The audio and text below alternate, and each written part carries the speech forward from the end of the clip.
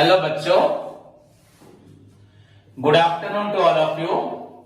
सो बच्चों, जहां तक प्रीवियस क्लास का सवाल है, हम लोगों ने फाइनल अकाउंट का पार्टनरशिप का फाइनल अकाउंट या ट्रेडिंग P&L, उसके बाद P&L appropriation account and balance sheet हमने प्रैक्टिस किया था। मैंने आपको प्रैक्टिकल प्रॉब्लम भी करवाया था। शायद बच्चों जो फलक तुमने क्वेश्चन का आंसर भेजा है उसमें जो टोटल किया है वो शायद गलत है। देखो उसको मैच करो, 52,705 लगभग होगा। शायद तुमने 36 या 32 कर दी, उसको करेक्शन करके भेज देना। ओके, बस उसी जगह पे काट देना। सो बच्चों, जहां तक पार्टनरशिप के फाइनल अकाउंट का सवाल है बच्चों, you know partnership final account as usual जैसे बनता है वैसे ही बनेगा, कोई डिफरेंस नहीं है। पहला पार्ट तुम्हारा क्या हुआ, ट्रेडिंग अकाउंट, आप जैसे बनाते हो वैसे बनाओगे। देन फाइंड आउट दी आपका ग्रॉस प्रॉफिट। उसके बाद आपको बनाना है क्या, प्रॉफिट एंड लॉस अकाउंट। इसके बच्चों दो पार्ट होंगे बस। यहां पर भी बच्चों this is prepared with the balances of trading account, that is gross profit, okay, या ग्रॉस लॉस से बनाओगे। एंड फाइनली बच्चों इसमें सारे आइटम्स लिखोगे आप। यहां लिखोगे सारे एक्सपेंसेस प्लस लॉसेज, यहां लिखोगे आपका इनकम प्लस गेन्स, लिखोगे सब। बट याद रखना बच्चों, any transaction between the firm and the partner, कोई भी ट्रांजेक्शन अगर होता है बच्चों फार्म एंड बच्चों पार्टनर्स, पार्टनर और फार्म का अगर कोई ट्रांजेक्शन होता है, जैसे कि फार्म पार्टनर को क्या देता है, interest on capital. Firm partner से क्या लेता है, इंटरेस्ट ऑन ड्रॉइंग्स। अगर फार्म ने पार्टनर को बच्चों किसी प्रकार का सैलरी दिया, कोई भी बच्चा रेम्यूनरेशन दिया, कोई कमीशन दिया, अगर फार्म और पार्टनर के बीच में अगर किसी पार्टनर ने फार्म को बच्चों लोन दिया तो फार्म उसको इंटरेस्ट दे रही है। किसको इंटरेस्ट दे रही है, पार्टनर को। समझना है, अगर इंटरेस्ट का रेट नहीं लिखा होगा तो यू नो बच्चों इंटरेस्ट क्या होता है, 6%। क्या होता है, सभी को मालूम है बच्चों, if agreement is silent then अगर कोई पार्टनर बच्चों आपको लोन देता है तो ही और C is entitled to get interest at the rate 6%, सभी को मालूम है। तो उसको भी फॉलो करना है आपको। मतलब any transaction between the firm and the partner, अगर फार्म देगा इंटरेस्ट ऑन कैपिटल तो फार्म के लिए क्या है, ये एक्सपेंसेस लॉसेस है, तो कहां आएगा, डेबिट साइड में आएगा। एंड फार्म अगर लेता है बच्चों ड्रॉइंग्स के ऊपर इंटरेस्ट तो वो कहां आएगा, क्रेडिट में। बट ये दो आइटम्स बच्चों आपके प्रॉफिट एंड लॉस अकाउंट में नहीं आएंगे। प्रॉफिट एंड लॉस अकाउंट से आपका निकलेगा नेट प्रॉफिट। क्या निकलेगा, नेट प्रॉफिट और लॉस। अब इस नेट प्रॉफिट और loss, this is the net profit और loss of the business of the firm. किसका, फार्म का। ये प्रॉफिट लॉस फार्म का है बच्चों। फिर बच्चों क्या होता है, इसमें से फार्म की जो प्रॉफिट लॉस में से पार्टनर्स कुछ ले लेते हैं या पार्टनर्स कुछ देते हैं।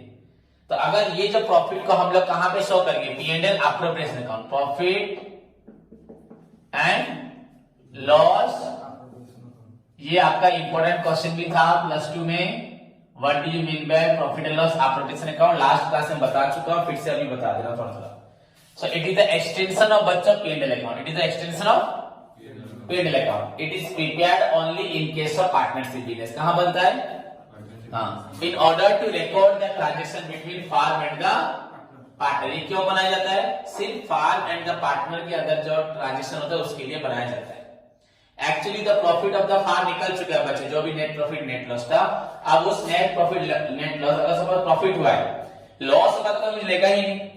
ओके, अगर प्रॉफिट हुआ तो यहां लिखोगे by net profit brought down. लिखने के बाद अगर पार्टनर से कुछ इंटरेस्ट मिल रहा है तो उसको यहां लिखोगे टू इंटरेस्ट ऑन कैपिटल, यहां लिखा। अगर उससे ड्रॉइंग्स के लिए इंटरेस्ट दे तो बाय इंटरेस्ट ऑन ड्रॉइंग्स लोगे। अगर किसी पार्टनर्स को कुछ सैलरी दे रहे हो तो to salary, to A B X Y Z। किसी को इंटरेस्ट दे रहे हो तो लिखोगे, देन फाइनली क्लोज करोगे। मतलब प्रॉफिट में से भी पार्टनर्स ने कुछ ले लिया, कुछ दे दिया। तो अब जो प्रॉफिट निकला that is actually the profit. And ये प्रॉफिट किसका होगा, सब पार्टनर्स A और B होंगे। तो इस प्रॉफिट को A और B के अंदर क्या करना है, डिवाइड करना है, डिस्ट्रीब्यूट करना है। उनका रेशियो क्वेश्चन में लिखा होगा। एंड क्वेश्चन में अगर रेशियो नहीं लिखा, इक्वली क्या होगा, इक्वली। याद है कि नहीं, एक question is silent about the बच्चा प्रॉफिट एंड लॉस जो आपका डिस्ट्रीब्यूशन का शेयर होता है, देन आपको कैसे इक्वली देना है, खत्म। बस यहाँ पे सबसे इंपॉर्टेंट बात यही है बच्चों कि पहली बात आपको जितने भी transaction between the firm and the partner है उसको आपको सेपरेटली P&L अकाउंट में ना लिखते हुए P&L एप्रोप्रिएशन अकाउंट में लिखना है। उसके बाद बैलेंस शीट जब बनाओगे तो यहाँ पे 1 2 3 4 पार्टनर है, तो कैपिटल जब लिखोगे बच्चों, कैपिटल लिखिए A का कैपिटल होगा, फिर A का इंटरेस्ट कैपिटल ऐड होगा, A का नेट प्रॉफिट या नेट लॉस ऐड या लेस होगा, A का ड्रॉइंग्स लेस होगा, A का इंटरेस्ट ड्रॉइंग्स माइनस होगा, ओके। एंड अगर A ने कोई सैलरी फाइल लिया है तो वो सब A में जाएगा। देन B का कैपिटल से हम लोग पहले 1 कैपिटल लिखते थे, add net profit less net loss या interest capital add drawings less, वैसे यहाँ बच्चे सेपरेटली बच्चे A के लिए अलग से शो करोगे, B के लिए शो करोगे, C के लिए शो करोगे, दैट्स द डिफरेंस, ओके। क्योंकि यहाँ पे हमारा एक इंसान नहीं है, तो यहाँ 2-3 जने हैं, तो 2-3 जनों के लिए आपको अलग अलग से कैपिटल शो करना पड़ेगा। एंड जो भी transaction between the firm and the partner हुआ है, फार्म एंड द पार्टनर, उसको भी अलग से P&L एप्रोप्रिएशन अकाउंट में शो करना पड़ेगा। ओनली इस बात को फॉलो करोगे तो यू कैन इजीली सॉल्व बच्चों आपका, you can easily prepare final account of partnership, जो तुम्हारी बुक में सिर्फ 2 ही क्वेश्चंस हैं प्रैक्टिस करने के लिए, और इसमें कुछ भी नहीं है। तो आई थिंक हो जाएगा। सभी स्टूडेंट्स आज करके दिखाएं क्वेश्चन नंबर 20, या किसी के बुक में 21 होगा, देखना करके सेंड करें। और फलक मुझे बोल रही थी जीएसटी सर है फाइनल अकाउंट में, वो वाला क्वेश्चन तूने भेजा नहीं, तो आप मुझे वो क्वेश्चन भेजो, तो उसको मैं देखूंगा, अगर वो तुम्हारे कोर्स में होगा तो पढ़ा दूंगा, ओके। तो नेक्स्ट हम लोग स्टार्ट करेंगे नया टॉपिक, पर उससे पहले बच्चों हम लोग जो प्रीवियसली पढ़ रहे थे यूनिट 1 का, यूनिट 1 जिसमें हम अभी तक बच्चों अकाउंटिंग में इंट्रोडक्शन पढ़ चुके हैं, उसके बाद बच्चों उसका मीनिंग, इंट्रोडक्शन या ओरिजिन पढ़ चुके हैं, meaning, then definitions, then characteristics and objective पढ़ चुके हैं। लास्ट क्लास में मैंने आप लोगों को बताया था बच्चों, पढ़ाओ क्या, अकाउंटिंग इज ए साइंस और एन आर्ट, नहीं?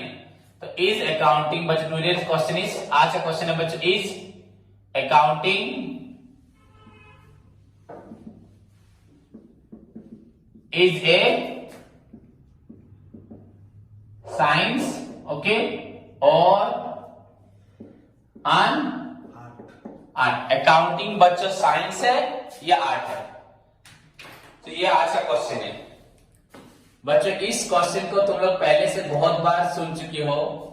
इनफैक्ट बच्चों जब हम लोग +2 पढ़ते थे वहां पे हमने मैनेजमेंट में पढ़ा था। Management is both an art and science, और बच्चों decision making and leadership concept में पढ़ा था।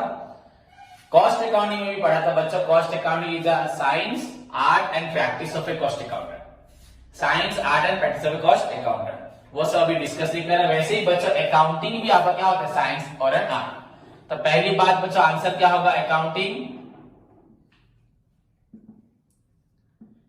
इज बच्चों both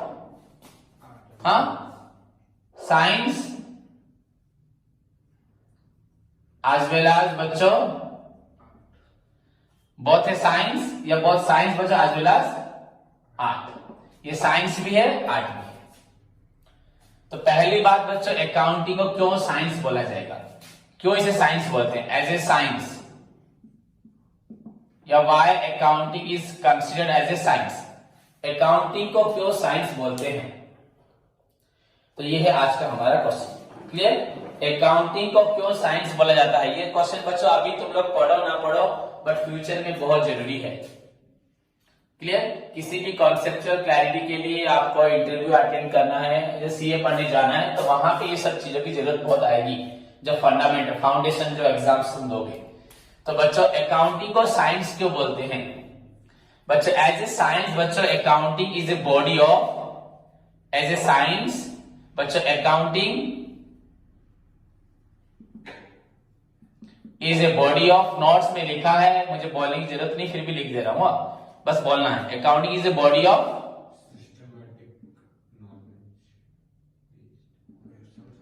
systematic knowledge, okay. Having या बेस्ड ऑन जो भी लिख सकते हो, हैविंग सर्टन प्रिंसिपल्स। ये चीज बच्चों आपका मैनेजमेंट में भी था, कॉस्ट अकाउंटिंग में भी था। अकाउंटिंग एज ए साइंस बच्चों, it is a body of systematic knowledge, okay, having certain principles, clear, which have बच्चों यूनिवर्सल एप्लीकेबिलिटी, हाँ, which are universal in nature, क्या, which are जो प्रिंसिपल अकाउंटिंग बताएगा वो यूनिवर्सल इन नेचर है। अगर India में हम लोग पढ़ रहे debit the receiver credit the giver, इसका मतलब नहीं जापान में और कुछ पढ़ रहे, ऑक्सफोर्ड में और कुछ पढ़ रहे, सभी जगह सेम है। तो बच्चों which are universal in nature, वो सब क्या है, universal in nature, clear. So as a science बच्चों क्या बोला जाता है, accounting as a science, it is a body of systematic knowledge, body of systematic knowledge बच्चों, having certain principle, laws and techniques बोल सकते हो, कुछ प्रिंसिपल्स है, कुछ लॉज है इसके, हाँ, कुछ टेक्निक्स है, जो कि बच्चों यूनिवर्सली एप्लीकेबल है, यूनिवर्सली नेचर है। एंड ये जो लॉज या प्रिंसिपल्स बच्चों बनाए गए, ये ऐसे ही मनगढ़ंत नहीं बनाए गए, कुछ सोच समझ के बनाए गए। These principles are based on observation, cause and effect relationship, समझ में, एक्सपेरिमेंट। ये प्रिंसिपल ऐसे ही नहीं बनाए गए, सब कुछ सोच समझ के बनाया गया है। जैसे हम लोग बोलते हैं बच्चों अकाउंटिंग में, हम लोग बोलते हैं डुअल कंसेप्ट, हाँ, every transaction has two fold aspect, for every debit there must be a credit. तो ऐसी जरूरत क्या है, पहले तुम लोग खुद सोचो। अगर सपोज मेरे पास बच्चों 4 पेन है, इन पेन का रेट है बच्चों, सपोज एक पेन का रेट है आपका 30 रुपीज, तो 4 पेन मेरे पास है। अगर मैं एक पेन बेचता हूं हुआ, तो मेरे पास 4 में से 3 पेन बचेंगे, तो मेरा स्टॉक हो जाएगा 3। एंड मेरे पास अगर बच्चों पहले से 100 रुपीज था, एक पेन बेचने के बाद मेरे पास पैसा आ जाएगा 130 रुपीज। तो बच्चों एक ट्रांजेक्शन से 2 इफेक्ट होते हैं, एक तो पेन की संख्या कम हो गई, दूसरी तरफ मेरे पास 100 रुपीज था, वो 130 हो गया। पेन 4 से 3 हो गया, पैसा 100 से 130 हो गया। वैसे अगर पेन में खरीदता हूं तो एक पेन आ गया, पेन 3 से 4 हो गया, एंड पैसा 130 से 100 हो जाएगा। तो बच्चों देखो, तो हमने ऑब्जर्व करे कि नहीं करे, हम लोग क्या करते हैं, बस पेन खरीदा लिख देते हैं या पैसा खर्च हुआ लिख देते हैं, पर पैसा एक हाथ में गया, दूसरे हाथ में हमें सामान भी मिलता है। कुछ लोग बोलते हैं आज मेरा 1 लाख रुपए खर्च हो गया, क्यों खर्च हुआ ना, मैंने आज एक बाइक खरीदी, तो बाइक तो आया ना, तो खर्च कैसे हो गया पूरा, तो एसेट आया, क्या आया। अगर तुम खर्च नहीं करोगे तो तुम्हारे पास कुछ आएगा ही नहीं। अगर तुम लोग बोलोगे पढ़ाई भी खर्च है, तो पढ़ाई करो ही मत। This is the only asset बच्चों, intangible asset that gives you benefit throughout your life. जब तक जिंदा रहोगे तब तक बेनिफिट देगा। ये जो नॉलेज तुम 2-4 साल 5 साल कमाओगे, ये सिर्फ 4-5 साल के लिए नहीं, तुम्हारी जिंदगी भर के, तुम्हारे बच्चों के लिए भी हेल्प करेगी। समझ में आए, दुकान जब तक खोलोगे तब तक बेनिफिट मिलेगा, उसके बाद मिलेगा क्या, नहीं मिलेगा। पर ये इंटेंजिबल एसेट है कि नहीं है, इसको ऑब्जर्व करो। ऑब्जर्व मतलब फील करो दिल से, दिमाग से, कि हाँ this is the real asset. क्यों बच्चों, एक रिक्शा वाला भी होगा, एक शराबी भी होगा, एक डकैत भी होगा, वो भी कभी वो अपने बेटे को चाहे स्मगलर बनाए, पर दुनिया में जब उसका बच्चा आता पहले उसको बोलते अच्छा स्कूल भेजूंगा, पढ़ाई लिखाई कराऊं, नहीं बोलते क्या। एक शराबी को खुद खड़ा होने की ताकत नहीं है, फिर भी तो स्कूल पढ़े भी। तो ये सोच क्यों आता है, बिकॉज स्कूल में वैसा कुछ है। पढ़ाई ऐसी एक चीज है जो इंसान बनाएगी तुमको, उसके बाद वो मेंटेन नहीं कर पाता, इसलिए अपने आप को खो देता है। बट हर एक इंसान किस लाइन पे पहले आता है, चाहे वो उसमें सर्वाइव करे, सस्टेन करे या ना करे। समझ में आया। सो अकाउंटिंग के जो प्रिंसिपल्स है बच्चों को ऐसे मनगढ़ंत नहीं है, but these principles are based on बच्चों ऑब्जर्वेशंस। क्या जो बात मैं बता रहा हूं ये तुम्हारे इंटरव्यू के लिए बहुत जरूरी है, आप कोई भी एंट्रेंस के लिए बहुत जरूरी है। अगर सिर्फ पढ़ना है तो रट लो, हाँ, तो एज ए साइंस बच्चों these are based on observation. Principle कैसे बनते हैं? ऑब्जर्व किया जाता है ना, नहीं? उसके पास कॉज एंड इफेक्ट रिलेशनशिप होता है। क्या होता है? Cause and effect relationship. बच्चा चाय में चीनी नहीं है तो चीनी डालोगे ना? अगर चीनी ऑलरेडी होगा तो चीनी डालोगे? खाने में नमक नहीं है तो नमक डालोगे, अगर नमक है तो नमक डालोगे, तो खाना कोई भी नहीं खाएगा और भी कड़वा हो जाएगा। नमकीन से कड़वा भी हो जाएगा, नहीं हो जाएगा क्या? तो बच्चा अगर यहाँ पे कुछ लिखा है, मुझे कुछ लिखना है तो इसको इरेज कर, अगर लिखा ही नहीं तो इसे इरेज करता रहूंगा। तो where there is a cause there is an effect. अगर मैं अकाउंटिंग में कमजोर हूं, मैथ में मेरा 100 से 100 आता है, मुझे सारा बुक का सारा मैथ आता है, तो मैं क्या खाली मैथ ही पढ़ता रहूंगा? मैं मैथ में परफेक्ट हूं। अब मुझे कहां ध्यान देना है? मेरी गलती कहां है, मेरा वीकनेस कहां है? अकाउंटिंग में। तो मुझे कॉज जहां है वहां पे इफेक्ट डालना है। एक दीवार यहां फटी हुई है सपोज, तो यहां पैच मारोगे ना, तो where there is a cause there is an effect. और ये दीवार पूरा ठीक है, यहां पे लाके अगर सीमेंट मारूंगा, कलर करो, फायदा क्या होगा? उल्टा अच्छी दीवार क्या हो जाएगी? खराब हो जाएगी। एक चीज हमको आती है, जॉनी जॉनी ये पापा बचपन सब कर, उसी को दिन भर ना मुझे पोएम आती, उसी को गाते रहोगे, पागल नहीं हो जाओगे? लोग बोलेंगे पागल बोलेंगे। मैं इस उम्र में भी जॉनी जॉनी कैस पापा, एटिंग शुगर नो पापा, ऐसे बोलता रहूंगा, तो क्या बोलेंगे? छोटा बच्चा बोलेगा राइट, मैं बोलूंगा कि पागल नहीं बोलेंगे, हाँ या नहीं? तो बच्चे याद रखना, where there is a cause, क्या तुम 100 से 100 मार्क रखते हो अकाउंटिंग में, जितनी बार एग्जाम होता है उसी को पढ़ते रहते हो, और इस बार और ज्यादा रखोगे, 101 हो जाएगा, 102 हो जाएगा।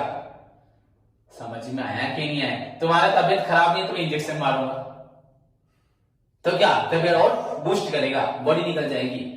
तो जिसका तबियत खराब है उसको इंजेक्शन दोगे, उसको दवा दोगे ना, जो अच्छा उसको भी दवा दोगे। तो where there is a cause there is an effect. तो बच्चों ये accounting principles are based on observation, याद रखो, cause and effect relationship. And सिर्फ इन चीजों को बच्चों देखा नहीं गया, इनके साथ बच्चों क्या किया गया है? एक्सपेरिमेंट्स किया गया। क्या किया गया? ऐसे करने से आज की डेट में जो अकाउंटिंग यूज करते हैं, that is double entry book keeping, double entry principle, जो डुअल कंसेप्ट बेस करता है जो बच्चों, वो सारे एक्सपेरिमेंट्स किए गए हैं। एंड फाइनली एक्सपेरिमेंट करने के बाद ये सारी दुनिया को बता दिया गया है।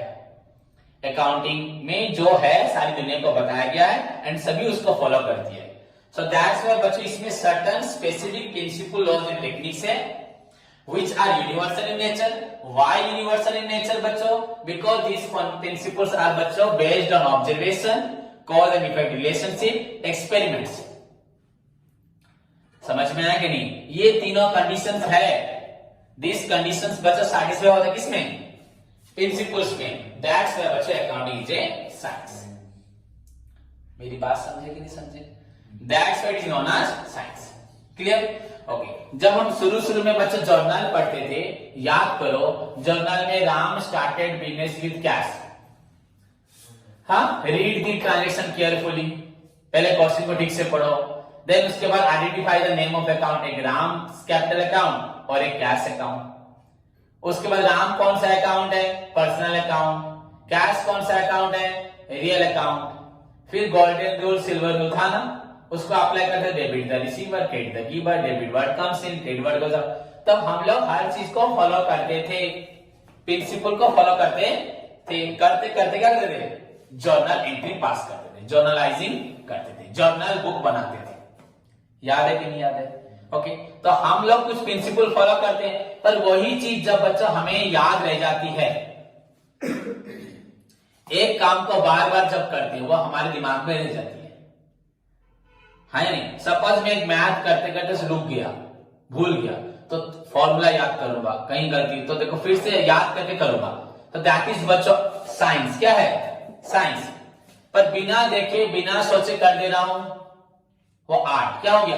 आर्ट। जब पहली बार गिटार सीखने जाओगे, वो तुमको बुक की तरह लिखवाएगा, बुक भी देगा, उसका पढ़ाई भी है, मालूम है कि नहीं? उसमें भी पढ़ाई है, सारे उंगली कहां रखना है, कैसे क्या बजाना है, वो सीखोगे, उसको याद करोगे, प्रैक्टिस करोगे। पर जब सीख जाओगे बिना देखे क्या करोगे?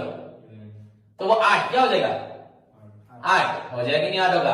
पहली बार जब करोगे, दूसरी बार जब करोगे, आपको क्या होगा? साइंस फॉलो करना पड़ेगा। You have to follow certain principles, है कि नहीं है? बिना प्रिंसिपल के बजा पाओगे? पर जब उस प्रिंसिपल को रेगुलरली अप्लाई करते जाओगे, वो तुम्हारा 8 हो जाएगा। क्या हो जाएगा? 8। बिना देखे भी, सोए हुए भी तुम्हारा उंगली कहां बैठेगा? परफेक्ट जगह पे बैठेगा। तो पियानो बजाओ, गिटार बजाओ, परफेक्ट बजेगा, तो गलती होगा नहीं, बिकॉज वो तुम्हारा क्या बन जाएगा? 8। समझ में आया कि नहीं? तो एज ए साइंस तो समझाया। अब चलिए नेक्स्ट क्या है? Why accounting is considered as a, बच्चों, एज एन आर्ट। इसको आर्ट क्यों बोलते हैं? अकाउंटिंग को आर्ट क्यों बोला जाता है?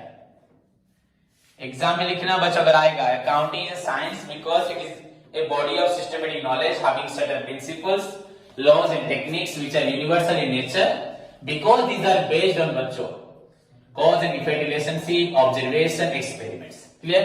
देन उसके बाद बच्चों अकाउंटिंग एज ए, बच्चों क्या? As an art, as an art.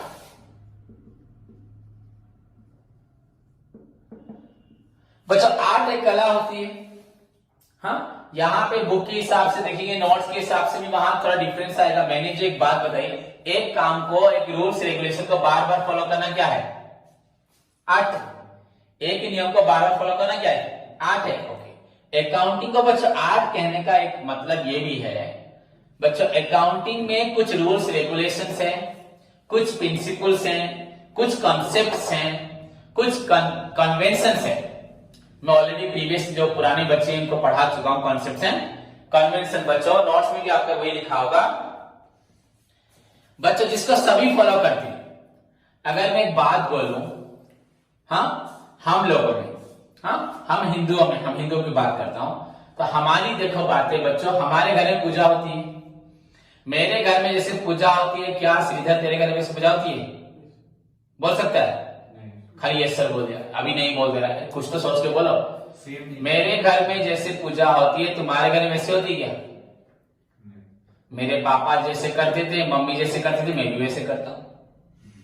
कोई रूल नहीं है। मेरा बच्चा में जब देखेगा वो वैसे करेगा। तुम्हारे घर में तुम भी पूजा करते हो, तुम्हारे मन बाबा जैसे करते वैसे कर देते हो। पर एक पंडित कैसे पूजा करता है?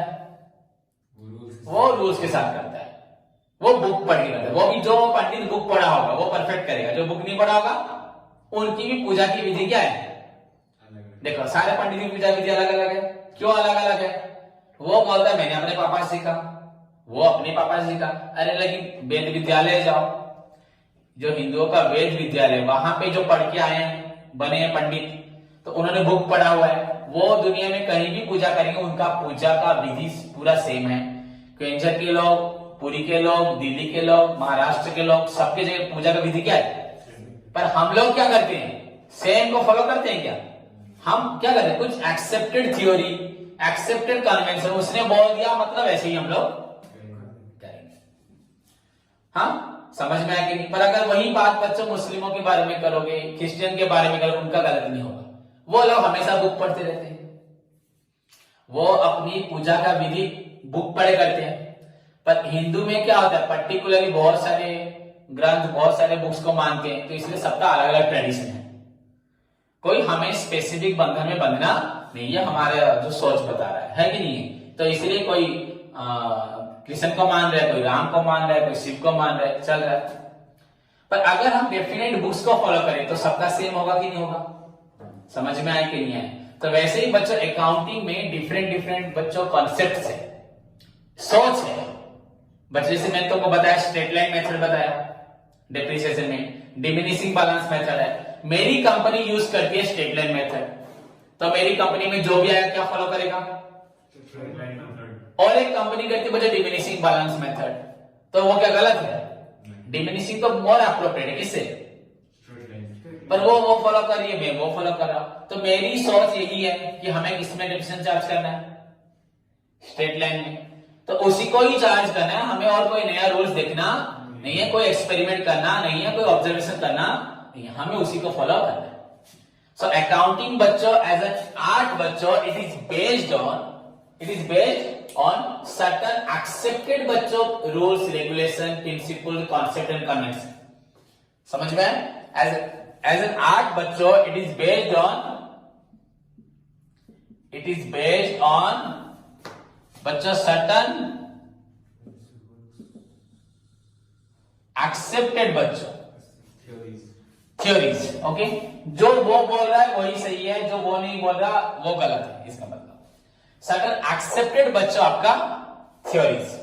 ओके, रूल्स,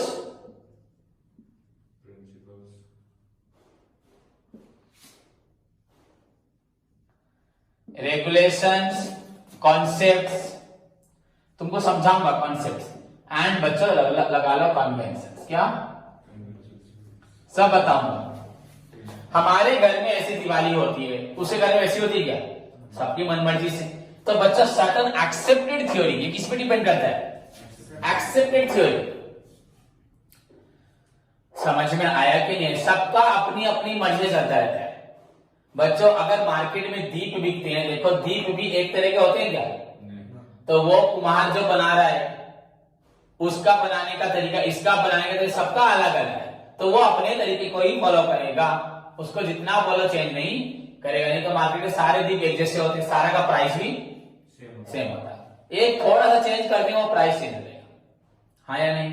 तो बच्चा accounting as an art because it is based on certain accepted, याद रखना सर्टन एक्सेप्टेड थ्योरीज, रूल्स है, मतलब इसको हमने एक्सेप्ट कर लिया है। That doesn't mean these rules, regulation, concepts and conventions are based on observation, experiments, cause and effect relationship. ये सब बच्चों उन पे डिपेंड नहीं करता। मेरी बात को समझे कि नहीं? मैं जो तुमको पढ़ा रहा हूं बच्चों, ये तुम्हारे कॉन्सेप्चुअल क्लैरिटी, फाउंडेशन कोर्स, अगर सीए में पढ़ना है, फ्यूचर में एंट्रांस देना है, इंटरव्यू में आंसर्स अगर कोई पूछेगा तो वहां देना है, नेट एग्जाम देना है तो वहां बहुत जरूरी है। Otherwise बस रट लो, why accounting is said to be science, why accounting is said to be an art. Okay, it is an art because it is based on generally बच्चा accepted theories. Generally सर ने बोला ये तो उसी को follow करना है और कुछ फॉलो करना नहीं है। तो थ्योरीज या रूल्स और रेगुलेशन और कॉन्सेप्ट्स एंड कन्वेंशन समझ में, to achieve the accounting objective, to find out the true profit and loss and financial position. हम उसमें छेड़छाड़ करेंगे, जिसको हमने मान लिया वैसे हम लोग करेंगे। So that is why it is known as clear. So इसीलिए अकाउंटिंग को क्या बोलते हैं? बहुत। अगर एक बच्चा रट लेगा उसको वेरी सिंपल लगेगा, और जो समझ के रटेगा उसको कभी भूलेगा नहीं तो वो सोचेगा सर क्या पढ़ा है। साइंस को बोलते हैं क्योंकि इसमें ऐसे नियम हैं जिसको एक्सपेरिमेंट करके, ऑब्जर्व करके कॉज एंड इफेक्ट रिलेशनशिप के साथ निकाला गया है, एंड उसको सारी दुनिया मानती है। इनफैक्ट बच्चा दुनिया मानने के बाद भी मेरी कंपनी का मानने का तरीका है, हाँ उसी को तुम लोग मानोगे। दुनिया मानती है मान, पर मेरा एक स्ट्रक्चर अलग है, तो दैट्स व्हाई इट इज क्या बोलते हैं? आर्ट। क्लियर?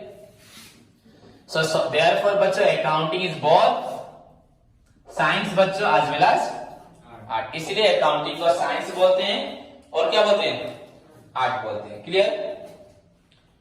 किसी को डाउट नहीं है? उसके बाद बच्चों अपने कॉपी में लिखो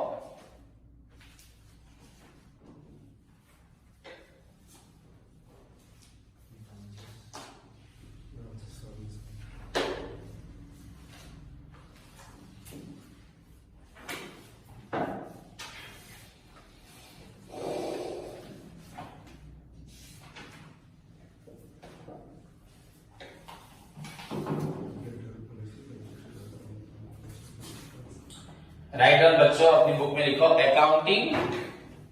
नोट्स में बच्चों लिखा भी होगा तुम्हारे, क्वेश्चन होगा पर आंसर शायद नहीं होगा। And accountancy, accounting and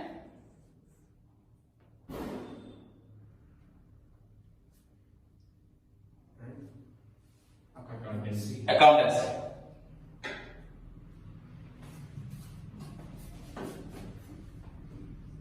okay, तो बच्चों अकाउंटिंग एंड अकाउंटेंसी। कुछ लोग बोलते हैं अकाउंटिंग का मतलब क्या है?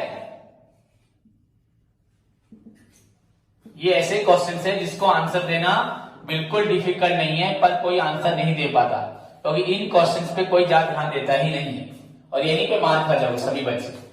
कोई भी पूछेगा अकाउंटेंसी किसे बोलते हैं, तुम लोग आंसर नहीं दे पाओगे। जब आंसर नहीं दे पाओगे अपने आप ही तुम्हारा मुंह नीचे हो जाएगा।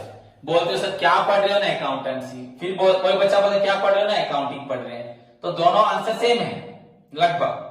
पर अगर कोई पूछेगा व्हाट इज अकाउंटिंग, आ जाएगा, व्हाट इज अकाउंटेंसी, तो हम टीचर नहीं पढ़े, सेम ही होगा। क्या होगा, समझ में आया कि नहीं आया? तो राइट डाउन बच्चों, अकाउंटेंसी एंड अकाउंटिंग का मीनिंग क्या है। ओके, तो अकाउंटिंग का मतलब सबको मालूम है। तो accounting is an art of recording, classifying, summarising and analysing of business transaction in terms of money और events of financial character and interpreting the results thereof the लिख द वन नोट्स में भी बच्चों space लिख दो वहीं पे। Accounting is the art of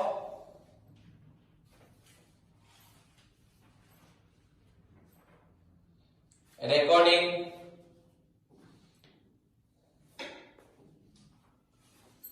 classifying,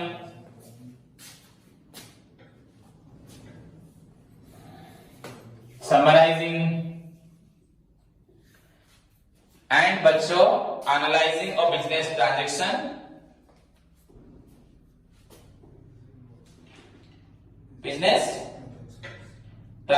बच्चों in terms of money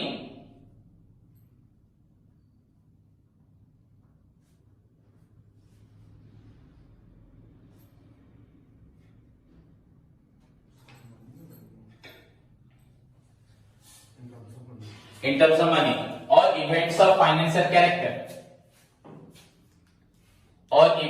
financial character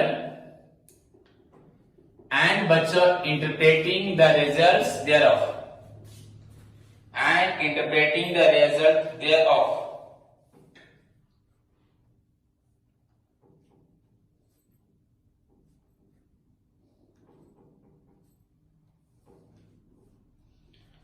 okay, वहीं पे लिखो बच्चा, it is a body, accounting में it is a body of systematic knowledge. वहीं पे लिखो, अलग से तो बोला नहीं लिखने को, वहीं पर सेठ ही लिखो। It is a body of बच्चों systematic knowledge having certain principles, concepts,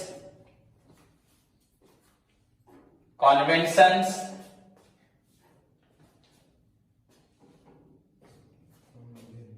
CONVENTIONS and बच्चों policies,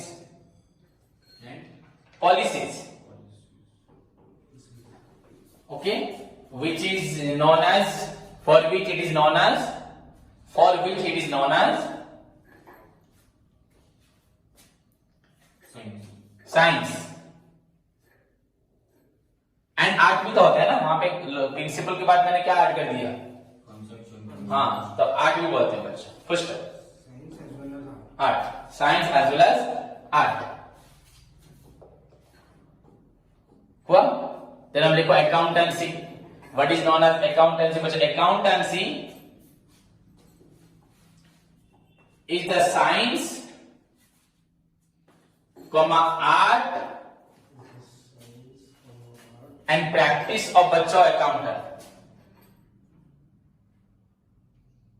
science comma art and practice of accountant बच्चों। फर्स्ट ऑफ बच्चों लिखो, फर्स्ट ऑफ लिखो, it is the practice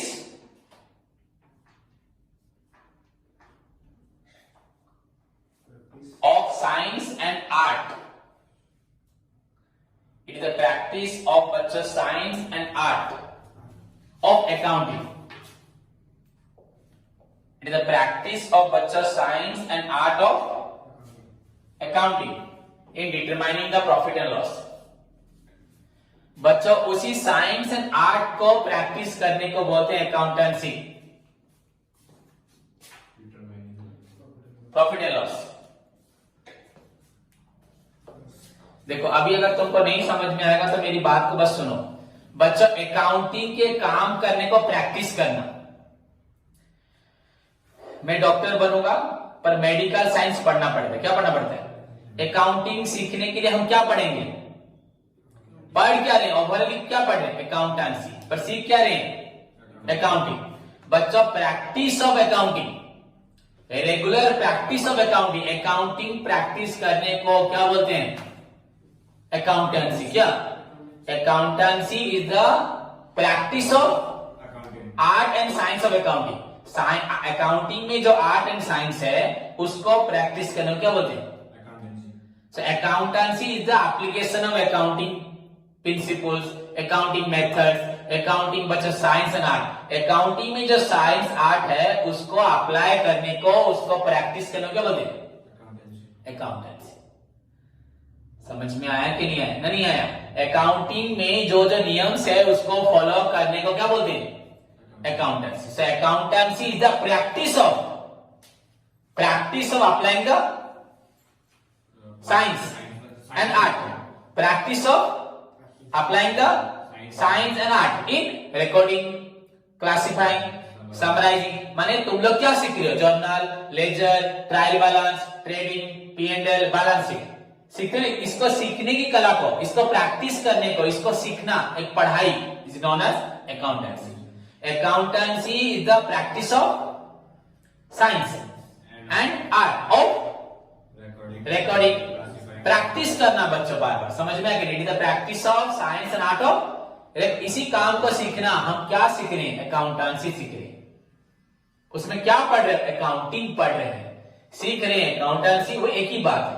but application of बच्चों, application of implementation of accounting principles, accounting laws, accounting concepts, accounting convention, समझ में कि is known as accountancy. क्या बोलते हैं? Account. So you can also right another एक meaning लिख सकते हैं accountancy.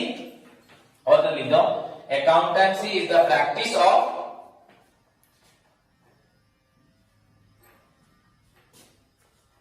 it is the practice of art and science। हाँ, accountancy is the practice of art and science in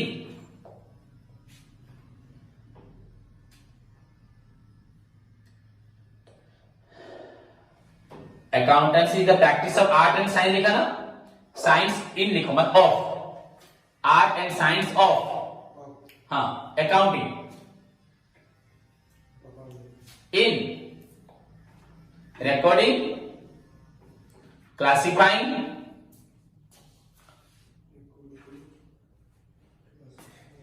summarising and analysing and of business transaction to achieve the accounting objective। to achieve the accounting objective। Book में बस एक ही छोटा सा line लिखा है, art science practice, और कुछ नहीं लिखा है।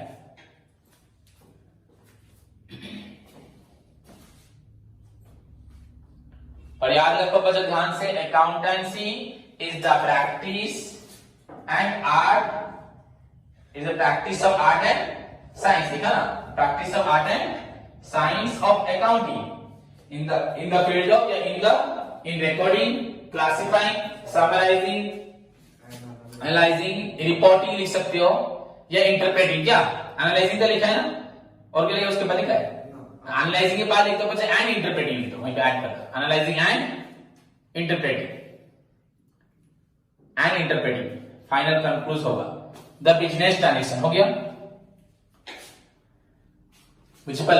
Accountancy is the practice of accounting. Accounting को प्रैक्टिस करने को क्या बोलते हैं? और अकाउंटिंग में क्या प्रैक्टिस करते हैं? Art and science. So accountancy is the practice of art and science in the field of recording, classifying, summarising, analysing and interpreting, reporting सब होता है। और बिजनेस ट्रांजेक्शन जिसको चाहिए उसको बताएं। क्या इंटरप्रेट करेगा? Profit and loss and financial position to achieve the objective, to find out the profit and loss. Clear? That's why बच्चों अकाउंटिंग अलग है अकाउंटेंसी अलग है। It is the art of, and इसको प्रैक्टिस करने को applying the principle of accounting, practising the accounting is known as accountancy. Accounting को practice करना, इसके रूल्स रेगुलेशन को फॉलो करने को क्या बोलते हैं? हुआ। तो 3 क्वेश्चन पढ़े। अकाउंटिंग को साइंस क्यों बोलते हैं, आर्ट क्यों बोलते हैं, देन अकाउंटिंग क्या है, ये तो मालूम है सबको। अकाउंटेंसी क्या है? Accountancy is the application of, practice of accounting principles, या अकाउंटिंग का साइंस एंड आर्ट। किसमें? इन the field of accounting. Accounting के फील्ड में, अकाउंटिंग का फील्ड मतलब प्रॉफिट लॉस निकालना, प्रॉफिट लॉस निकालना मतलब रिकॉर्डिंग, क्लासिफिंग, सब स्टेप करना। तो accountancy is the practice of, it is the बच्चा एप्लीकेशन ऑफ अकाउंटिंग का principles in the field of accounting. हुआ? और समझे कि नहीं? It is the application of बच्चा अकाउंटिंग। हुआ? Accounting principles, concepts and conventions। कहां पे? इन अकाउंटिंग, बस ये छोड़ दिया। हुआ? और in qualified in accounting, that is known as बच्चों अकाउंटेंसी। क्लियर?